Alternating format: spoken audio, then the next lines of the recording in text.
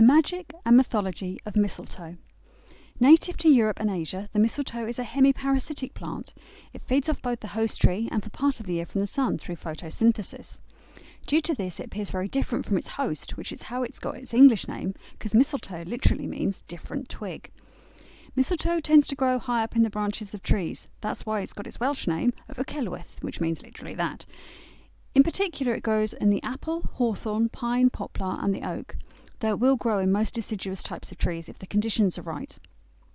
In magic, mistletoe is considered both a male and female plant, though in itself it's not self-fertilising. It requires a male and female plant to produce berries. It's also rather unusually a plant of both the sun and the moon. The moon because its round berries are white like the moon, and the sun because once cut those berries start to take on a far more golden hue. The round balls of mistletoe are very obvious in midwinter as the only greenery within the branches of the bare host trees, and it's at this time that the berries ripen and thrive despite the freezing temperatures. In this, the mistletoe teaches us not only to survive but to thrive even when conditions aren't favourable for us. As an evergreen, it's associated with life, death, rebirth and immortality. As the mistletoe grows high in the air and not from the earth, it's considered sacred to many gods of thunder such as the Celtic Taranis, the Norse god Thor and the German Donner. In German, mistletoe is even known as Donnerbasen, meaning both Thor's broom and thunder broom, while in Lithuanian the word for mistletoe, amalas, also refers to lightning. Hanging a piece of mistletoe in the home, especially near doors and windows, was reputed to invoke the protection of the thunder gods and to protect the home from thunder and lightning. The link between mistletoe and midwinter celebrations goes way back into prehistory. According to the ancient Roman writer Pliny the Elder, the Druids considered the mistletoe to be sacred above all else, especially when it grew upon the oak. On the 6th night of the new moon after the midwinter festival, Druids would head out dressed all in white like the berries of the plant to seek mistletoe growing on an oak tree. The chief Druid would then cut the mistletoe from its host using a special golden sickle. Other Druids or assistants below would make sure to catch the falling mistletoe in a white cloak before it hit the ground, because it was believed to lose all of its healing and magical powers if it ever touched the ground. Once the mistletoe was cut, it was either used to make healing elixirs or distributed to people to hang in their homes to bring blessings and protect them from evil. At the end of the year, the old mistletoe would be taken down and burned to make way for the fresh new sprig. Although Christianity embraced and absorbed the other pagan evergreens of holly and ivy, it never embraced the mistletoe, preferring to despoil and demonise the plant. In German it gained the nickname of Teufelbasen, or Devil's Broom, and several medieval stories describe how the cross that Christ was crucified on was made from wood of the mistletoe, hence its Breton name of Herbe de la Croix, herb of the cross. The Druids called the mistletoe heal-all, as it was used in many traditional herbal elixirs. Indeed, the modern Scots Gaelic for mistletoe, holioch, still literally means all heal. Historically, mistletoe was used to treat epilepsy, arthritis, blood disorders, cramps, as an antidote to poisons, to break hexes, and to cure infertility in both people and animals, possibly because the white berries look like eggs, and when squished, their juices are said to resemble semen. The ancient Greeks called mistletoe the sperm of the oak.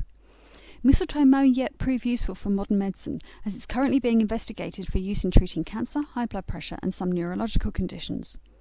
That said, mistletoe is extremely toxic and should never be ingested. It's so toxic that it doesn't just kill humans, because according to Norse legend, it even killed the Norse god of peace and light, Balder, which starts the chain of events leading up to Ragnarok. The legend goes that Balder and his mother Frigg both had a prophetic dream in which they saw Balder's death. Wanting to prevent the dream from coming true, Frigg made everything promise not to hurt Balder. All things made this promise except the mistletoe, and no one thought to chase it up because the mistletoe seemed so harmless, which of course was a big mistake. The gods then started to play a ridiculous game of hurling things at Balder, who they now thought was invincible. Loki, being as troublesome as ever, heard about the business with the mistletoe and crafted a spear from the woody stem of a particularly large mistletoe plant. Rather than using the spear himself, Loki handed it to Balder's brother Hoder, who happened to be completely blind, and who naturally hurled the spear at his brother and promptly killed him.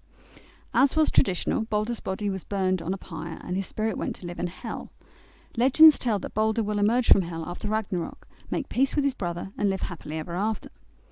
Balder's resurrection is a direct parallel to the story of Christ's resurrection and the rebirth of the sun after midwinter. So, what became of the mistletoe after it was used to kill Hoder? Well, after all, Balder is resurrected and is given into the care of his mother Frigg, who's a goddess of love, fertility, marriage and all things domestic, who decided that the plant needed redemption. She declared that anyone who passed beneath the mistletoe should henceforth receive a kiss to show that the mistletoe was now a symbol of peace and love, hence our tradition of kissing beneath the mistletoe. Young singles in hope of love would seek a kiss beneath the mistletoe, for it was said that anyone not kissed under it would remain single all year. For existing couples, kissing beneath the mistletoe was said to help them to keep their romance alive and thriving for the next year. In Central Europe, mistletoe was also hung in bedrooms of those who wanted to conceive and used in bridal bouquets to ensure that the marriage would be fruitful. The mistletoe offers us inner peace, harmony, hope, protection, redemption and transformation. It's a plant of fertility and creativity, helping us to birth new ideas and to birth each new year or cycle of the sun with all the opportunities that it brings for us. Most importantly though, mistletoe teaches us that love can be found and can thrive even in the most unusual and inhospitable of places. This midwinter, I hope you get to share a kiss under the mistletoe with the one you love. Happy holidays!